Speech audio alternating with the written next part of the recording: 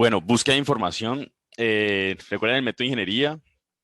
Iniciando es la definición del problema, especificación de requerimientos, que es lo que ustedes acabaron de pasar. Luego se hace una investigación del problema, que es lo que vamos a ver hoy como, como búsqueda de información. Luego diseños preliminares, se implementa, se prueba. Si se cumplen los requisitos, pues se comunica el diseño. Si no, pues entonces se verifica prueba, se verifica prototipo y se hace cambios de diseño. Muy bien, entonces hoy nos vamos a centrar en esta primera parte en la búsqueda de información para investigar el problema y posibles soluciones. Lo que vamos a ver es, primero, la importancia de saber cómo preguntar o qué pregunta hacer para hacer una búsqueda como eficiente y no estar buscando como locos por todas partes. Para ello vamos a ver una serie como de fuentes de bases de datos. La una es la de IEEE, la otra es de, el IEEE es el Instituto de Ingenieros Eléctricos y Electrónicos. Entonces es una base de datos gigante, es una de las más grandes del mundo. Para, digamos que esa institución o ese instituto es uno de los más grandes a nivel mundial que reúne profesionales de áreas muy académicas y es una base de datos donde uno siempre tiende a escribir artículos. Digamos, es que cuando uno escribe entonces artículos y es muy buen artículo, uno trata de llevarlo a mandarlo a IEEE Explore. Si ustedes me stalkean por ahí, me buscan en mi perfil, ustedes van a ver que tengo varios ahí. De algunos de ellos me siento como muy orgulloso, de otros no tanto, pero bueno, es una base de datos muy importante. Similar para los de computación es ACM. ACM es también la Asociación de Científicos de la Computación. Science Direct es otra base de datos muy importante. Esta sí no es profesional, esta es una editorial muy famosa, muy importante. Y una base de datos que es muy buena, digamos que ahorita ya se usa muchísimo, es la de Google Scholar. Entonces vamos a ver esas cuatro bases de datos, cómo ingresar ahí, ya sea que estén ustedes en el campus o estén por fuera en sus casas, ustedes tienen la posibilidad de entrar a estas bases de datos por ser estudiantes de la Javeriana. Luego vamos a hablar sobre las palabras clave y cómo jugar o cómo, digamos, manipular las palabras clave para hacer también, digamos, unas búsquedas eficientes a través de sinónimos y algo que se conocen como operadores booleanos. Luego hacemos como una revisión rápida de los buscadores. Y por último, algo que quisiera que hicieran de una vez, ahorita pues como en la revisión que ustedes van a hacer de sus problemáticas, que es el registro en una tabla de Excel de lo que ustedes van encontrando. ¿Listo? Arranquemos entonces con esto de unas buenas preguntas. Entonces, digamos, a partir del problema que ustedes ya identificaron, se deben establecer preguntas que aclaren el problema. Ese sería el qué. Recuerden que hasta ahorita nos hemos preocupado por el qué. No, yo siempre les he dicho, no se preocupen por el cómo es más adelante. Bueno, pues ya llegó el momento de preguntarse por el cómo. Entonces, ustedes deben aclarar el problema, o sea que deben preguntarse por el qué, pero también de cómo se ha resuelto en el pasado, ¿cierto? Y las preguntas de cómo se ha resuelto en el pasado son más relacionadas con el cómo, como el cuándo y con el dónde. ¿Listo? Entonces, tratar de hacer unas preguntas que traten de o que busquen aclarar la problemática que ustedes están investigando, sobre todo en términos de solución, de cómo se ha solucionado en el pasado. Eh, en la medida de lo posible, las preguntas deben estar relacionadas digamos, con esa jerarquía que ya hemos hablado, con el sistema, con la función o las funciones que cumple el dispositivo, con el subsistema o incluso con el nivel de componente, ¿ok? Entre más profunda la pregunta, pues posiblemente menor número de referencias ustedes van a encontrar. Entre más extraña, digamos, más particular sea la pregunta, menos referencias. Eso es relativamente bueno, eh, pero también si uno no encuentra referencias, pues uno se preocupa porque pues, quizás es un problema de difícil solución. Muy bien, aquí como ejemplo traigo el de un diseño, por ejemplo, si se quisiera diseñar una prueba rápida que determine el nivel de riesgo de una persona que está infectada con COVID-19. Listo. Entonces, imagínate que ese es el problema. Queremos diseñar una prueba rápida para COVID-19 que determine el nivel de riesgo, por ejemplo, que determine si una persona está infectada o no y de manera rápida. Entonces pueden surgir varias preguntas. Por ejemplo, ¿el COVID-19 tiene rasgos particulares que lo distingan de otras enfermedades? ¿Existen antecedentes de pruebas rápidas para virus similares como el SARS o el MERS? ¿Cómo funcionan estas pruebas rápidas? ¿Requiere contacto físico entre el paciente y la prueba? Entonces, uno ahí pues está como enmarcado el asunto del qué, que tiene que ver con el COVID-19 y su detección. El cómo tiene que ver con contacto físico, cómo funcionan las pruebas, qué antecedentes hay, o sea que eso está más relacionado con el cuándo y en dónde. Entonces, digamos que uno, aparte de esas preguntas, uno podría establecer claramente, eh, digamos, la búsqueda de literatura de antecedentes. ¿Alguna pregunta ahí? Ustedes quizás ya, digamos, la idea es que ustedes vayan rayando, incluso estructurando cómo preguntar o cómo hacer las preguntas para el proyecto que ustedes tienen. ¿Alguna pregunta ahí?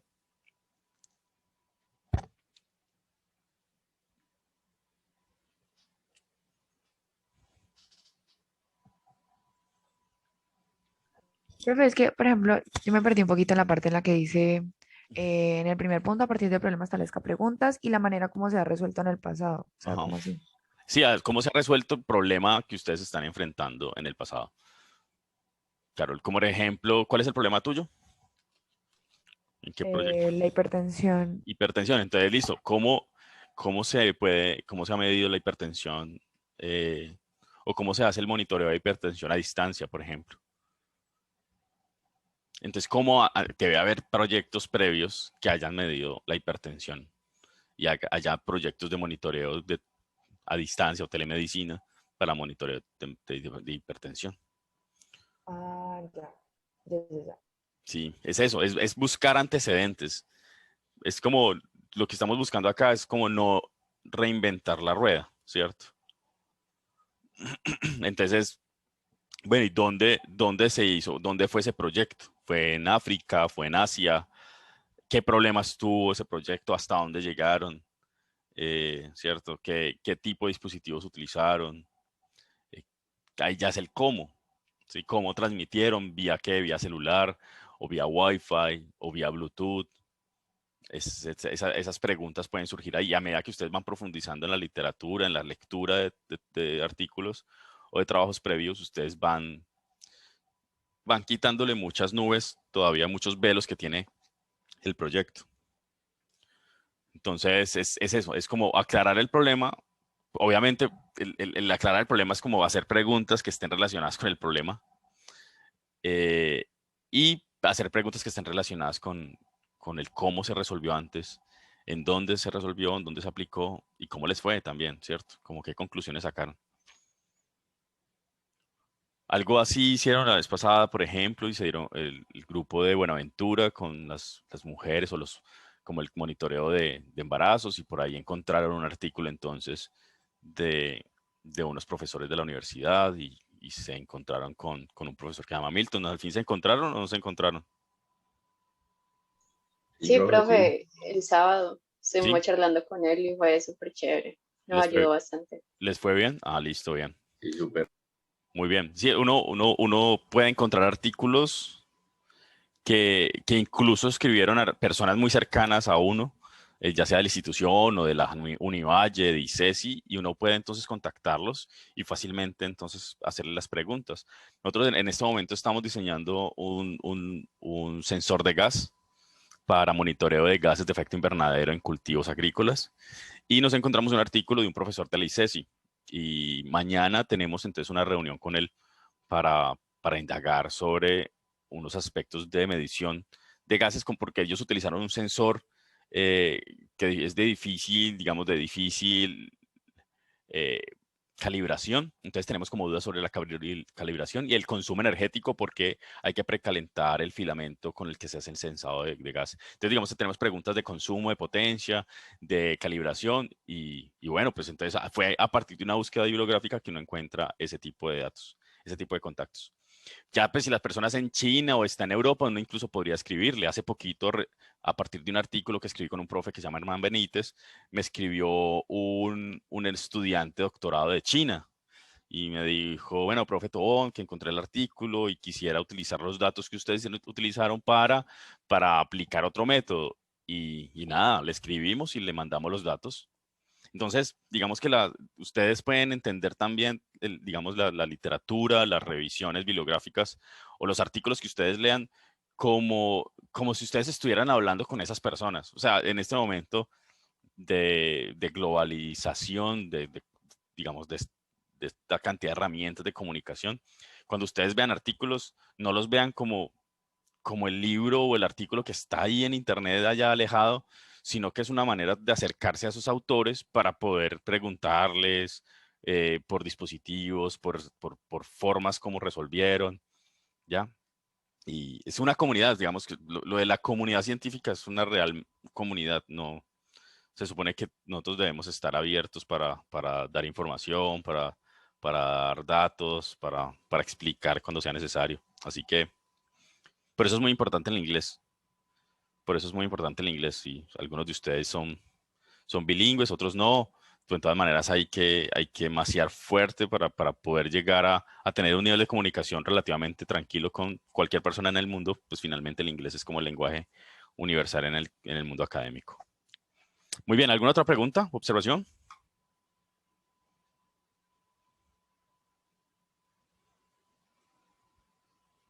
Bien, y lo otro es que no importa que ustedes sean de primer semestre, segundo, de doctorado, postdoctorado, profesores, lo que sea.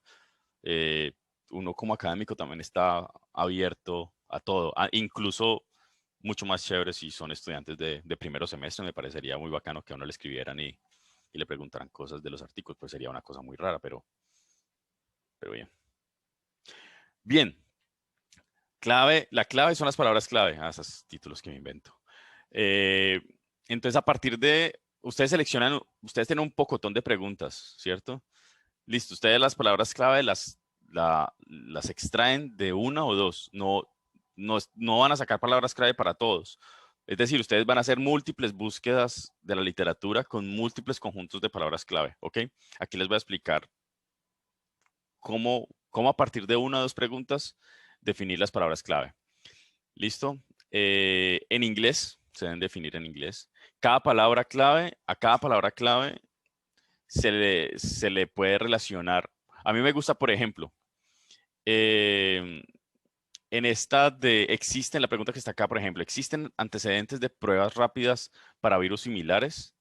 SARS, MERS o lo que sea. Entonces, si ustedes ven acá, digamos que hay dos temas importantes acá. Uno, las pruebas rápidas y otro, los virus o los coronavirus. Sí, entonces es como juntar una palabra clave asociada al qué y una palabra clave asociada al cómo. ¿Sí? Si se quiere, como al cómo y el dónde y esas cosas, pero finalmente son como el qué y el cómo. Una palabra al qué, en este caso, ¿qué? Pues coronavirus. Y cómo, test rápidos, pruebas rápidas. Bien. Entonces, a cada palabra clave se le busca un conjunto de palabras que puedan ser sinónimos. Entonces, para las pruebas rápidas, la palabra clave es fast test, que debe ser en inglés porque la mayoría de buscadores están en inglés.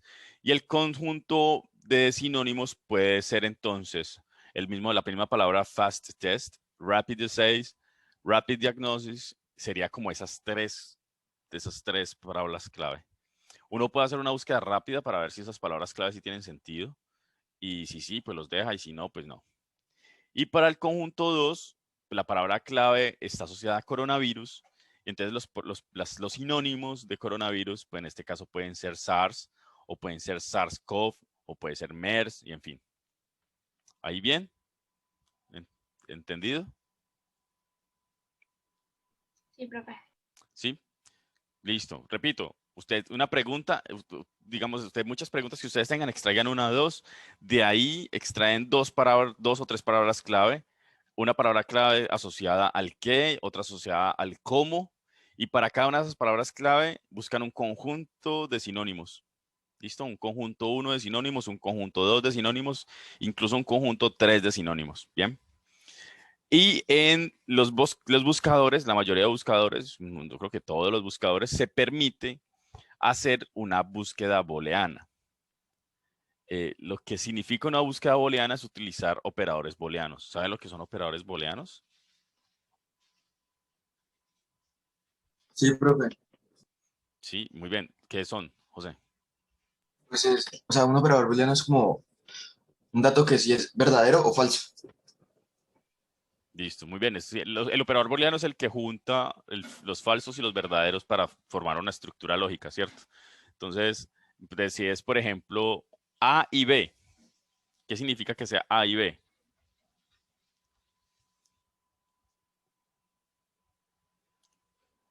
Pues que si A y B son verdaderos, pues entonces es verdadera la frase, ¿cierto? Pero si una es verdadera y la otra es falsa, ya el conjunto es falso. Entonces el A y el I, que en este caso sería el AND, es ese operador booleano que me va a juntar estas dos estamentos, estas dos statements, estas dos frases. Bien. Entonces, por ejemplo, acá, el conjunto, aquí la búsqueda booleana, el conjunto de sinónimos se junta o se une con el operador booleano OR, porque digamos que lo que está haciendo entonces el buscador es buscar en la cantidad de archivos que tiene, en la cantidad de artículos que tiene en la base de datos, artículos que tengan alguna de las tres palabras clave que están acá, ¿sí? De las pruebas rápidas, ensayos rápidos y diagnósticos rápidos. Una de esas, cualquiera, es bien. Cualquiera de esas sirve. No tienen que estar las tres. Con una es suficiente, porque son ORs. Es A o B o C. Cualquiera de esas, ¿cierto? Ustedes van a comer a un restaurante y ustedes dicen, no, pues yo quiero hamburguesa o pizza o un perro caliente. Cualquiera de esas tres les sirve, ¿bien? Pero si usted dice hamburguesa y malteada, eso implica que las dos tienen que ir juntas. No está diciendo hamburguesa o malteada, no, está diciendo hamburguesa y malteada. Por lo tanto, la unión con el siguiente conjunto de palabras clave sí tiene que estar unida por una AND. Entonces es coronavirus o SARS o SARS-CoV, de tal forma que cualquiera de esas tres sirve. Y se juntan estos dos conjuntos de palabras clave con una AND. ¿Para que busque entonces una palabra relacionada con las pruebas rápidas y una palabra clave relacionada con el virus? ¿Listo? Y esa entonces es el uso de operadores booleanos en los buscadores. Eso funciona en todos los buscadores. No he encontrado el primero que no lo utilicen. Por lo menos en los que nosotros utilizamos, todos funcionan. Ok. ¿Es claro el uso de operadores booleanos para búsquedas bibliográficas? Sí, profe. ¿Que sea en inglés sí o sí? Sí. Sí, sí, si ustedes hacen en español es posible que encuentren, pero no van a encontrar mucho, la verdad. O si encuentran, son trabajos ahí como en medio, medio, medio. Bien, ustedes deben ir testeando, ¿no? Deben tratar de verificar que el conjunto de sinónimos sí es el adecuado, si hay palabras que sí o no. Entonces, ustedes hacen pruebas rápidas para saber si sí son los adecuados o si son otros. Ustedes pueden ver ahorita les muestro que ustedes ven como el número de referencias. Si las palabras clave que le están dando están generando un muy gran número de referencias, un conjunto muy grande de artículos, ustedes pueden hacer que las referencias sean un poco más, tratar como de limitar mucho más ese universo de artículos. Digamos, un número adecuado, creería yo, pues como para hacer una búsqueda, debe estar alrededor de 100, 200 artículos, ya como para a partir de ahí hacer una búsqueda mucho más fina. Si le aparecen 2.000, 3.000, 5.000, 1.000.000 de referencias, es porque las palabras clave no son suficientemente particulares y no están enfocando en el trabajo que ustedes están buscando. Muy bien. Muy bien. Sobre los buscadores, entonces, como ya les había dicho, si ustedes están en la universidad, Ya la red de la universidad, por la IP de la universidad, ya les da acceso a todas las bases de datos. O sea que no tienen problema. Estando en la universidad, no tienen que hacer ningún rollo. Pero si ustedes están en sus casas, ustedes pueden acceder haciendo uso de los recursos digitales de la biblioteca. No sé si ya les explicaron cómo hacer uso de los recursos digitales. Yo les voy a explicar aquí rapidito. ¿Ya les explicaron o no? Pues En ya, algo. no sé. No sé si de pronto en inducción. Ok, listo. Entonces, mira, a mí meterme por la página de la universidad es un video, ¿cierto? Yo no encuentro rápido las cosas por la página de la universidad. Entonces, lo que hago es en un buscador, pues puede ser el de Google, el Chrome, pues pongan Javeriana Cali. Ya, solamente pongan Javeriana Cali. Y el primer vínculo que aparece, la primera página es esta. Pontificia Universidad Javeriana Cali, inicio. ¿Listo? Y les aparece, por acá está biblioteca. Si ven biblioteca, les aparece biblioteca. Listo, entonces Javeriana Cali y les aparece aquí biblioteca. Si ustedes quieren, pues pueden hacer de una vez desde sus casas, hacer como Javeriana Cali biblioteca, para que sigamos este paso. Le dan clic en biblioteca y usted aparece pues, un poco de texto, pero abajito, abajito, abajito, aparece un cuadrito que dice